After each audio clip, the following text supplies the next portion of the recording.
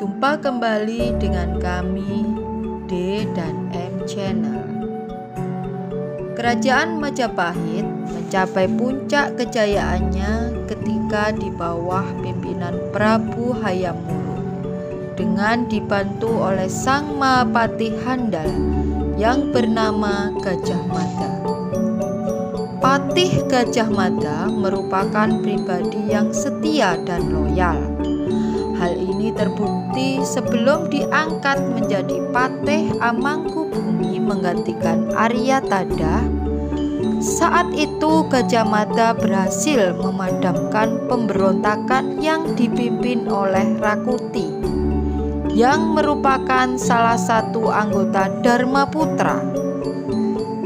Dharmaputra ini merupakan sebuah jabatan yang dibentuk oleh Raja pertama Kerajaan Majapahit, yaitu Prabu Kertarajasa Jayawardhana.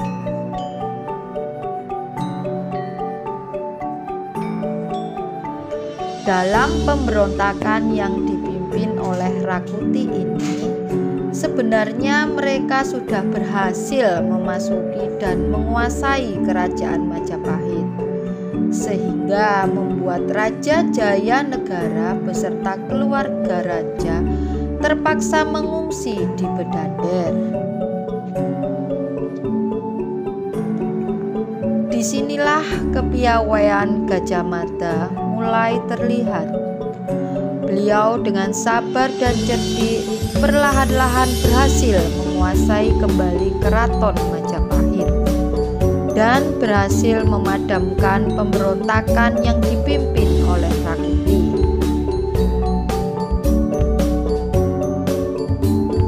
Setelah Prabu Hayam Wuruk menjadi Raja Majapahit menggantikan ibundanya yang bernama Tribhuwana Tunggadewi, karir Gajah Mada semakin bersinar.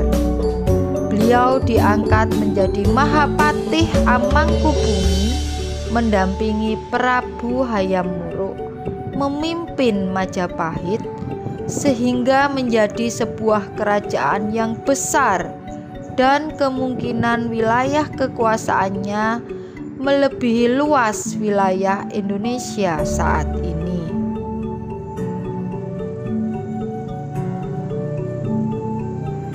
Dalam kitab Negara Kertagama yang dikarang oleh Empu Prapanca, tertulis di dalam Pupuh 12 ayat 4 menjelaskan bahwa di timur laut rumah Patih Wilwatikta yang bernama Gajah Mada, Menteri Wira, bijaksana, setia, bakti kepada negara, fasih bicara, teguh tangkas, tenang tegas, cerdik lagi jujur, tangan kanan Maharaja sebagai penggerak roda negara.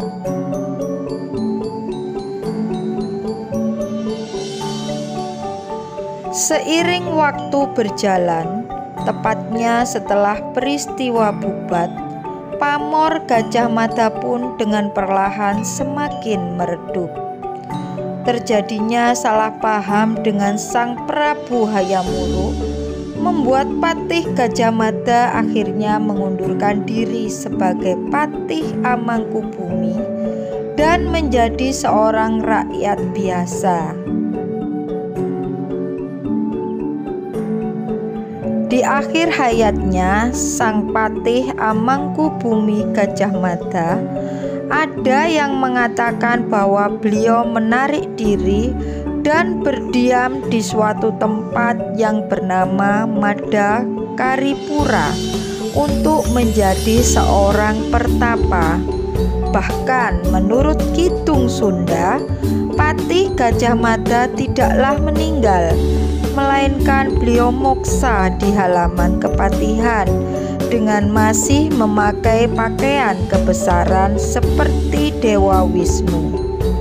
Sementara menurut Kakawin Negara Kertagama yang ditulis oleh Empu Prapanca, mengisahkan bahwa akhir hidup Gajah Mada dengan kematiannya yang wajar pada tahun 1286 Saka atau tahun 1364 Masehi.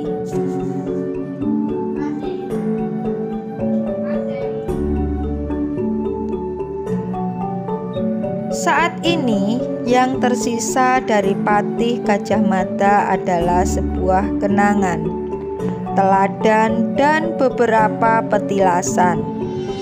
Salah satunya adalah petilasan Gajah Mada yang terdapat di Desa Lebak Jabung, Kecamatan Jatirejo, Kabupaten Mojokerto.